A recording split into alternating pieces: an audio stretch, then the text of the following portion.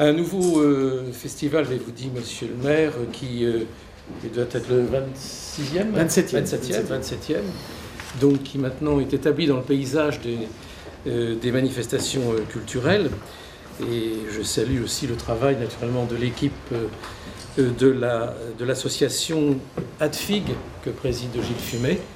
Le travail scientifique, puisque comme vous le savez peut-être, il y a un comité scientifique qui veille à travers tout le monde entier, à travers l'Europe en particulier, à rassembler des géographes spécialistes ou proches du sujet de l'année. Le sujet de l'année qui est particulièrement difficile, mais que nous éprouvons dans notre vie quotidienne, puisque la rapidité de notre vie, la vitesse devient un élément essentiel du paysage du travail, des relations entre les économies, de relations entre les pays. La Belgique, qui n'a pas l'habitude d'être caractérisée par la vitesse de ses réactions, on prend le temps, ni par celle de son langage, va nous montrer qu'elle est bien un pays dans le temps et un pays moderne, contemporain. J'y reviendrai dans un instant. Et donc, quand on parle de vitesse, d'accélération de la vie, je crois qu'il faut bien distinguer entre le temps de la vie quotidienne, la trépidation. Vous êtes pressé ce matin pour venir ici, vous avez loupé votre métro, vous avez essayé de rattraper le temps. Le temps historique, monsieur le maire, je vous laisse le soin de le caractériser. Les événements historiques sont ceux du temps long. Et les évolutions historiques sont lentes. On dit qu'il y a une accélération de l'histoire. Je ne sais pas si les professeurs à la faculté le confirmeront, mais en tout cas, on a le sentiment en effet qu'elle s'accélère. Peut-être pas, comme dit Paul Virilio, pour arriver à la catastrophe qu'il voit poindre depuis le 11 septembre, avec cette accélération trépidante due à l'évolution des technologies et à la contradiction entre ces technologies qui entraînent des contradictions nationales, culturelles, ethniques. Mais en tout cas, on sent que, alors même que les problèmes d'environnement sont importants, les problèmes de préservation de la nature, d'évolution des espèces, de préservation de la diversité biologique, qui était à l'ordre du jour il y a quelques heures encore, par les catastrophes qui s'annoncent, nous montre que le temps de la nature, le temps de ces changements naturels, est un temps différent du temps de la vie quotidienne, un temps différent elle-même de l'histoire, etc., etc. Nous aurons à en débattre en nous appuyant sur les territoires. Le maire parlait de cartes définissant des anamorphoses. L'espace s'est transformé. D'ailleurs, Saint-Dié-des-Vosges, monsieur le maire, bénéficie d'une belle transformation de l'espace, puisqu'il est rapproché aujourd'hui de Paris. Et de Strasbourg. Au cœur de la grande région. Voilà, qui s'est un peu déplacé vers l'est, mais qui nous laisse quand même proche de notre capitale. Nous sommes finalement aussi proches de Strasbourg que nous l'étions de Nancy, par le temps, même s'il faut traverser un col et si nous sommes séparés de la belle Alsace par les belles Vosges. Donc ne pas confondre temps, vitesse et représentation du temps que nous en avons. Ce sera le sujet du FIG, la représentation qu'ont les hommes de ce temps, de cette vitesse, de l'accélération des choses, le danger qu'ils y voient, et puis notre vie informative, la culture, Madame le directeur général, va beaucoup plus vite si on la mesure par un de ces vecteurs qui est la télévision. La télévision en continu, l'information en continu. On vous appelle, je crois, il faut que vous veniez aux autres devoirs. L'information en continu est celle de l'immédiateté. Et donc ça, c'est un vrai sujet. Je vois Sylvain Allemand là-bas. C'est un vrai sujet de civilisation.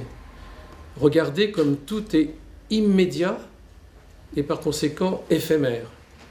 La télévision de transformation, d'information continue rend l'écume des choses politiques, historiques, scientifiques, etc., éphémère, d'une part, et la rend également émotionnelle. Tout est émotion, donc tout va très vite, tout passe, tout change, à une vitesse où la représentation des choses ne tient pas longtemps. Et on a le sentiment que notre vie est dictée par ce caractère fluctuant, superficiel. Le superficiel, là, c'est une surface superficielle, une surface courte dans un temps très court. Et ce monde devient largement superficiel. D'ailleurs, on décrit dans beaucoup d'œuvres littéraires, beaucoup de romans, cette infernale superficialité et éphémérité des choses. Mais c'est encore pire au niveau économique, qui est un peu plus ma spécialité, où on parle de volatilité des marchés, de transmission en quelques nanosecondes d'ordres concernant des centaines de millions de dollars, ou des milliards de dollars par jour, en fait, de milliers de dollars, des milliers de millions de dollars par jour, qui se transfèrent d'un pays à un autre, d'une place à une autre. Et la variable essentielle de l'économie aujourd'hui, c'est la vitesse de circulation de la monnaie. La vitesse de circulation de la monnaie dont on parle, qu'il faut ralentir et qui correspond à l'émission de monnaie, les quantitative easing, c'est-à-dire les injections de monnaie auxquelles procèdent l'Europe, les États-Unis, etc., en permanence, qui n'ont pas réussi d'ailleurs à rétablir la croissance, mais qui vont de place en place tenter de se valoriser à une très grande vitesse et qui montrent ce monde en folie, finalement, avec sa vitesse. Et par conséquent, il faut prendre ces distances dans ces vitesses différentes, hétérogènes. Caractéristique principale des vitesses que nous vivons, c'est que leur hétérogénéité par rapport à notre situation sociale, économique, géographique, culturelle. Les vitesses sont différentes. La vitesse de déroulement de la vie est différente en fonction de ce que je viens d'énumérer comme critères. Celle du paysan de l'Aubrac n'est pas la même que celle du paysan vosgien, qui n'est pas la même que celle du cadre de la banque, qui n'est pas la même que celle de l'opérateur sur une chaîne automobile. Mais partout, il y a vitesse, parce que partout, il y a rendement, c'est-à-dire la comparaison d'un produit rendu à la société dans un temps déterminé, qui doit être de plus en plus court. La volatilité de l'économie, l'éphémère, le superficiel, l'émotionnel caractérisent tous ces temps. Et on sera bien heureux d'avoir une bonne cuisine belge bien roborative avec nos moules frites, voilà, absolument, et avec la culture belge qui est tout à fait remarquable, avec un pincement au cœur quand on évoque la Belgique pour nous, Vosgiens, puisque la Wallonie a, à la fin de la Deuxième Guerre mondiale, accueilli les enfants de Saint-Dié-des-Vosges, alors même que les nazis avaient détruit la ville. Et la ville d'Arlon, avec laquelle nous sommes jumelés, c'était le premier jumelage, le maire en parlerait mieux que moi, 1963, a accueilli nos enfants, alors même que la ville était un tas de cailloux rasés par la barbarie nazie. Et donc, c'est avec amour que nous évoquerons la Wallonie, mais comme nous sommes des grands seigneurs, et que nous ne sommes pas encore tout à fait rattachistes, comme on dit en Belgique, on dira aussi que la Flandre fait partie de la Belgique, et que, d'ailleurs, nous-mêmes, nous faisions partie de la Belgique au sens romain du terme, puisque nous étions inclus dans la Belgique du temps de Jules César, la Gaule belgique. Et donc, nous sommes belges par beaucoup d'aspects, c'est-à-dire aussi espagnols par beaucoup d'aspects, même s'il n'y a pas eu d'occupation espagnole à Saint-Dié-des-Vosges, mais dans le reste de la région, il y a eu beaucoup de marques de la présence espagnole. Bref, nous serons très européens en parlant de géographie, nous serons très européens en parlant de rapidité, et nous serons également des Européens inquiets et déçus en parlant du Brexit, puisqu'il est survenu alors que personne ne l'attendait. Le rapide, l'éphémère, la décision imprévue, non prévue par les sondages, de la Grande-Bretagne de quitter l'Union européenne sera aussi au cœur de nos préoccupations lorsque nous évoquerons nos relations avec Bruxelles, une des capitales de l'Europe avec Strasbourg, et avec les perspectives qui nous attendent.